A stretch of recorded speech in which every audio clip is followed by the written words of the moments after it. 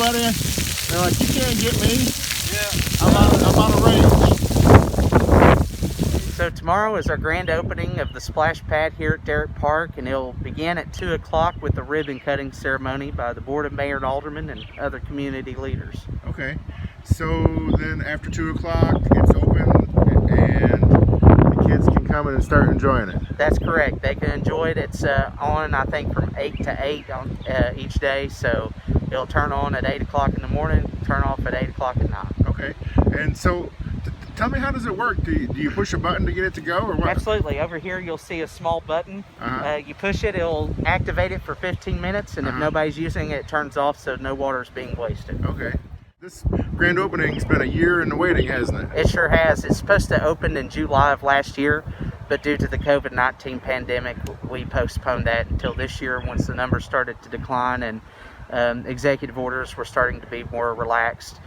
So we started late in 2019 talking about a splash pad and getting everything together, and then we put it out for bid, and it was awarded, I believe, maybe in February of 2020 to Vortex International, which is a leader of aquatic structures like this. They do other local municipalities splash pads, and then we were able to award the bid and get it constructed in a very small amount of time, and we're left with this lovely aquatic structure, and we can't wait for kids to be able to use it. So right now it'll be they're getting ready to test it one more time, and then tomorrow at 2 o'clock it's going to be on, ready to go.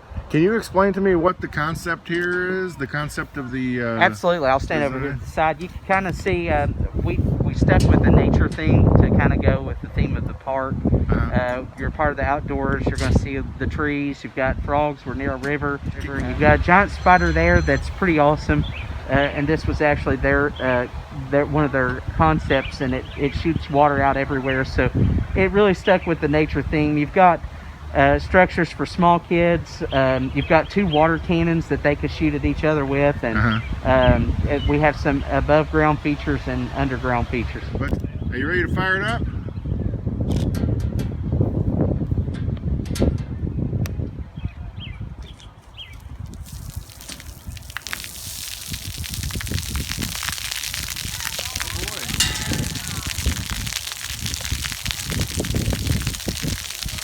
Comes out of the ground too.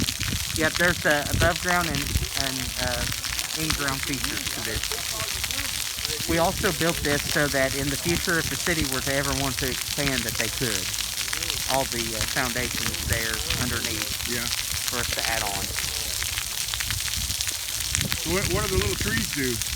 The water will fill up in the buckets and jump them out. Yep. So it looks like there's about 15 different outputs or different parts of the structure here. There it goes. Yep.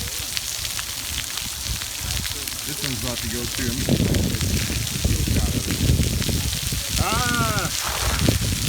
We were discussing updating the park, and I brought up about doing a splash pad. You know, I've been around different places, like in the Charleston area down there, the kids love water. And I knew that the city had enough money to do this, and we didn't have to apply for grants. We were able to, totally construct this, fund the whole thing, not having to ask for nothing. Yeah. Now you've got a name for it already. Oh yeah, if it was up to me, I would not call it Charlotte's Pad, due to the fact that the children's story Charlotte's Web and the spider. The spider, and I thought that'd be very appropriate. Of course, it's coincidental. My granddaughter's name is Charlotte. You happen to know somebody there? I know somebody named Charlotte. Yeah. Of course, it was a group decision on picking this design out. It was not my decision, but I couldn't be more pleased with it.